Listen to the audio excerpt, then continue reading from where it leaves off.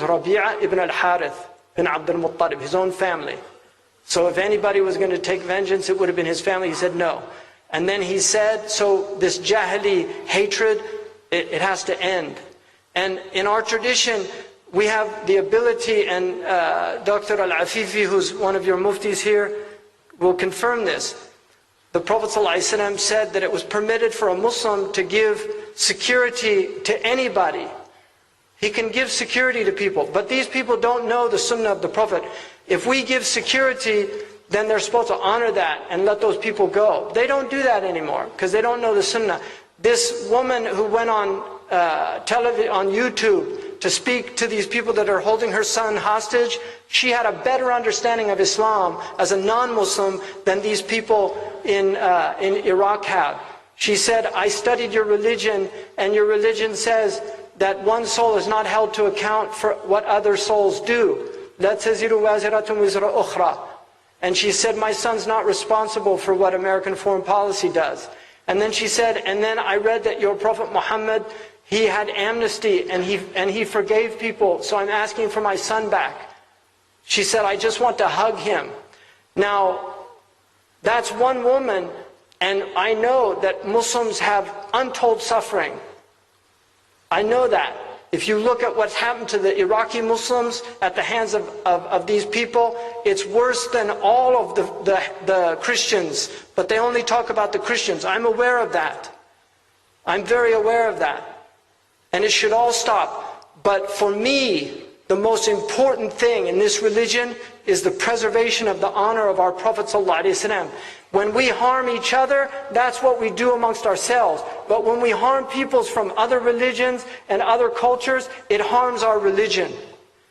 It harms our religion. And that's why it's so odious to me. All of it is bad. What the Jews in Israel have done to the Palestinians is heinous and condemnable.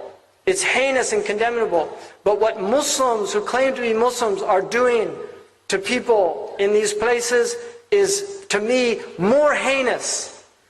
Because when an Israeli attacks a Muslim, it doesn't affect the religion of Islam. But when these people attack innocent people, it makes our Prophet, people think that his religion was a cruel religion.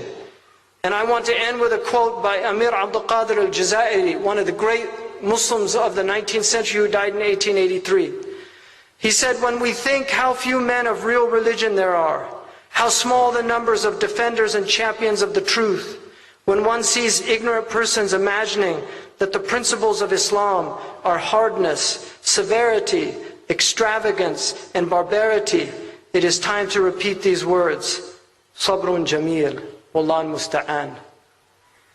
Beautiful patience, and our help is with God. Islam, the great genius of our religion, and one of the great truths of our Prophet, is that he came as a mercy to everyone. And this is why he created multi-ethnic, multicultural societies. He had all types of people. He had Persians, he had Romans, he had Africans, he had Arabs, he had all the different Arab tribes, and he brought them into a fraternity of rahmah. And he had Jews and Christians, and he honored them and treated them. When the Christians of Najran came, he honored them in his mosque. He spoke to them kindly. Allah said, وَجَادِلُهُمْ بِالَّتِي هِيَ أَحْسَنُ. Speak to them in a beautiful way. He was not a harsh person. He was a gentle person. But he created an open society. Obviously with limits, because we have akhlaq. But one of the great beauties of this place is that you have Chinese people, you have Indian people, you have Malay people, you have Orang Asri, all these different people living together, and you're all part of this beautiful culture of Malaysia. May Allah keep that here and preserve in you the tolerance of Islam. Our religion is a tolerant religion. It honors other people. It treats them with dignity as human beings. لَقَدْ كَرَّمْنَا بَنِي آدَمَ. We have ennobled and dignified all of the children of Adam. If they're in an Adamic form, they have the dignity of Bani Adam.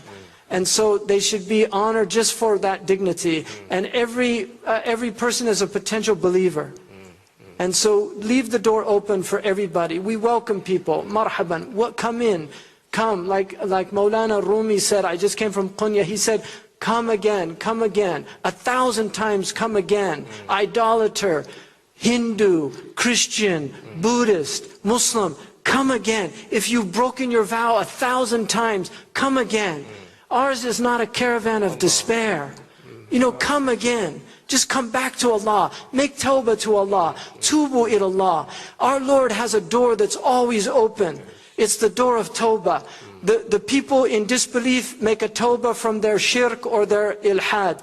The people of belief make a tawbah if they're from Ahl al-Kaba'ir, from the Kaba'ir. If they're from Ahl al-Sagha'ir, from the Sagha'ir, from the lesser sins. If they're from the people of righteousness, from their extravagance. If they're from the highest people, from any heedlessness that occurred to their minds.